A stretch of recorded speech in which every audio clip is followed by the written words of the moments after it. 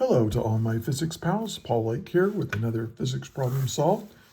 And we've got an angular and linear quantities problem. It's a very simple problem. It's a disk spins with constant angular velocity.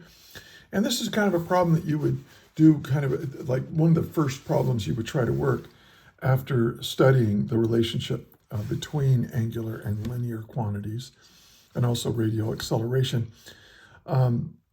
And if you're not that familiar with this, check in the video description. There's a link to a document that has a lecture on this and also more example problems like this one. Some of them are harder than this one, but this is a good, simple, straightforward problem. So, it's good to work those. So let's read the problem.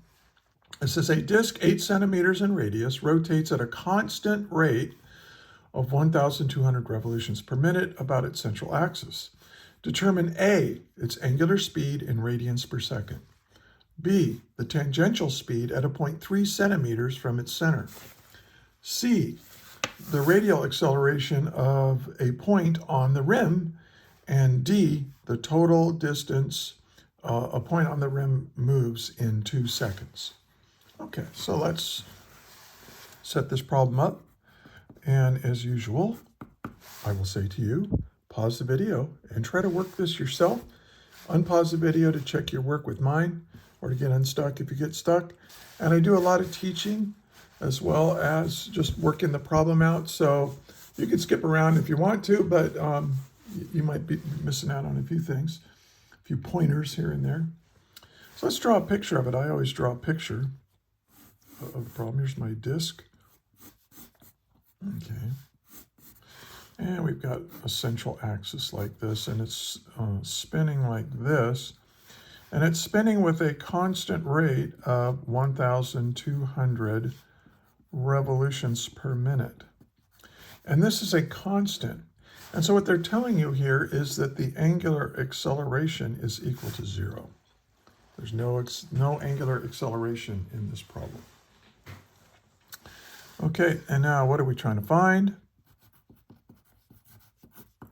Well, for part A, we want its angular speed in radians per second. So this in radians per second. And then for part B, we want the tangential speed at a point 3 centimeters from its center. So we want the speed at r equals 3.00 centimeters. See, we want the radial acceleration of a point on the rim. Oh, and I didn't put this on the drawing. It has a radius here, r of 8 centimeters. And so for part C, and that's the rim, so we want the radial acceleration at r equals, and the rim is 8 centimeters from the central axis. Right? And then part D, the total distance a point on the rim moves in 2 seconds. So let's say we have our point right here, and in 2 seconds, it's spinning pretty fast. That's pretty good speed. So we want to know what distance is that going to travel in 1,001, 1,002 seconds. So I'm going to call that delta S. S is arc length, right? S is an arc length. And so we want to know what arc length it's going to travel. If you're on the rim, okay, so where r is equal to 8 centimeters again, and also at t equals 2 seconds. Okay, so let's solve this. Okay. Now, I do have, in the lecture that I mentioned before, if you go into the video description and click on it, and then you find the lesson, and then you watch the lecture for that lesson, I developed these equations right here. And you can use these. These are the kinematic equations for rotational motion if you have a constant angular acceleration. And then these are the relationships between our linear quantities and our rotational quantities. Okay, and notice we have two kinds of acceleration. We have a tangential acceleration.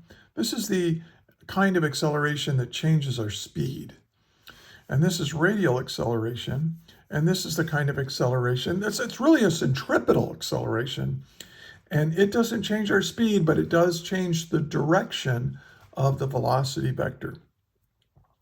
And of course, these two, the tangential and radial accelerations, we used to call that in centripetal acceleration, are perpendicular to each other. So the overall acceleration is given here, although that's really, we don't really need to know that for this problem. Here are the quantities and the variables and how we measure them. And we can measure angular velocity and acceleration in revolutions and also in degrees. But mainly, you can't go wrong if you put everything in radians. So anyway, let's get started. So for A, we want to know what is this angular velocity in radians per second. So we just say, well, the angular velocity is 1,200 revolutions per minute. And so what I want to do is change this. We know that in one revolution, if this turns one time, how many radians did it go through? Well, remember that a radian is how much angle you get when you subtend or you put you wrap the radius around the outside of the circle. Well, we know that the circumference is 2 pi r, so we divide that by r, and we get 2 pi radians. There are 2 pi radians in one revolution. So that gets rid of revolutions. We have radians, and now we got to get rid of minutes. Well, we know that in 1 minute, there's 60 seconds. So that gets rid of the minutes, and I'm left with radians per second. Go ahead and do that arithmetic. And if you do, and round it off to 3 significant figures, you should get omega is equal to 126 radians every second. So it's pretty good. Okay. Now for part B, what is the speed at r equals 3 centimeters? Now here's the relationship between the speed that something is going and how fast it's rotating, and it's right here. The speed is equal to r times its radial distance. This is the distance to the axis of rotation, and this is my angular velocity. So my speed is equal to r times omega. Now notice something about r. R can be anywhere from 0 all the way out to 8 centimeters on our disk, but here the radius is only 3 centimeters, and I'm going to write that as 0.0300, just to preserve 3 significant figures. You want to do everything in meters. And then omega is 126 radians per second. Now let me talk about r. You can kind of think of r as how many meters do I wrap around per radian of angle. So it's kind of like meters per radian. And so the radians cancel, and you're left with meters per second. Now, the radian is defined an interesting way, right? If theta in radians is just the arc length divided by the radius. Well, this is a length and this is a length. So you have a length divided by a length. So it's dimensionless, but we call it a radian. And it means something, and sometimes you can put it in there if you want and watch it cancel out. Although there's nothing to cancel out, but I don't know. So if you do this arithmetic, you get 3.77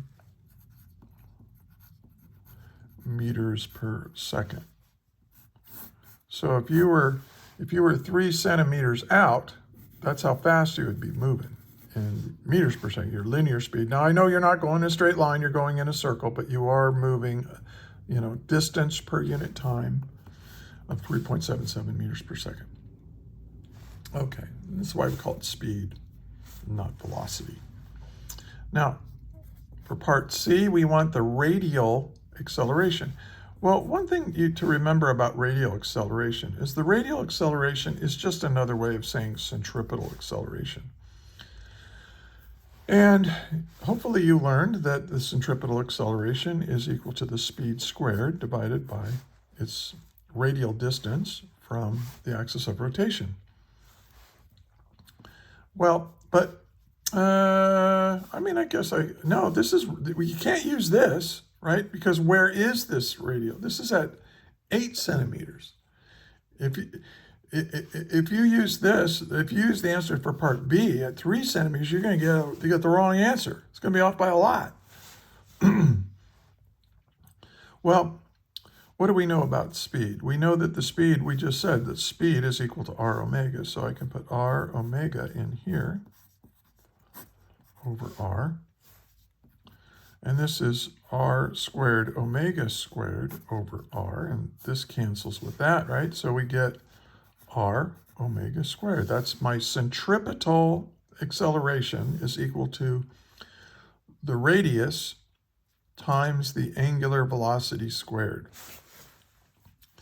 But this has to be in radians per second. You can't put it in revolutions or degrees or anything. It has to be in radians or this doesn't work.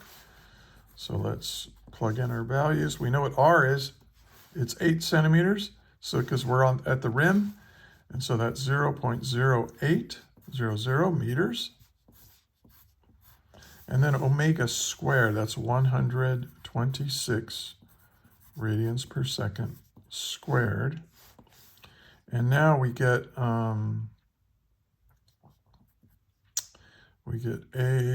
sub r. When you do that arithmetic, you get 1,270 meters per second squared. And this is one of those things where it's kind of weird. I don't know. There's radians it's kind of a phantom unit, but this definitely has meters per second squared, and that's the centripetal acceleration. Okay, that's my answer to part C.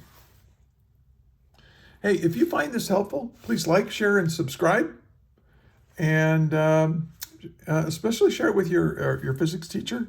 Look in the description, click on the materials, the link to the materials I have.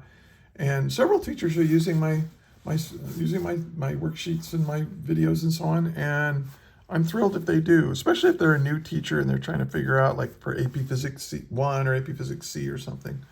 So anyway. Enough with crass commercialism. Let's finish this problem. Part D, we want to know the arc length. Now the arc length S, or delta S, okay, is equal to the radial distance. And again, we're on the rim here. And the distance times delta theta. So this is how far I go. This is how much I turned, and this is how, the kind of the conversion factor. How many meters per radian did I move? Okay, so we know that this is, we know what r is, right? It's 8 centimeters, or 0.08 meters. But what is delta theta? Well, we could use the kinematic equation here. I'll use the third equation. I'm going to use this because I can say, all right, well, delta theta is equal to the initial angular velocity times time plus 1/2 the angular acceleration times time squared. Now, this is kind of a weird problem because we said the acceleration is 0. So this term goes away. And we just say, hey, my angular displacement is equal to my angular velocity times time. Yeah, that makes sense. So let's figure out what this is. My angular velocity is 126 radians per second. And I'm going to do this for 2 seconds. So that's 252 radians. So we're going to rotate through 252 radians. So delta S is equal to my radius. That's kind of meters of distance per radian of rotation times 252 radians. So that goes away. And when you do this arithmetic, you will go a total distance of 20.2 meters. Depending on how you round it off, some 20.1 or 20.2. That last digit's kind of an estimate when you do arithmetic like this. And that's in meters. So there you go. So nice and simple and straightforward. Here it was just a unit conversion. Remember that 360 degrees is equal to 1 revolution, and that's equal to 2 pi radians. This is kind of my conversion factors between degrees and revolutions and radians. Here we have the relationship between speed and angular velocity. Here we have the relationship between the radial, or also known as the centripetal acceleration, and is equal to r omega squared, okay? And then, of course, here's the relationship between my distance traveled, the change in distance traveled from getting it from the angle that I went through times the radius. Okay, so anyway, hey, if you made it all the way to the end of this video, I want to thank you for watching. I also want to thank you for studying physics. We need people like you, smart, hardworking people like you, to study physics. If we don't have smart, hardworking people like you studying physics, our civilization will crumble. So we owe you big time. So thank you. And until the next video, may the net force be with you always.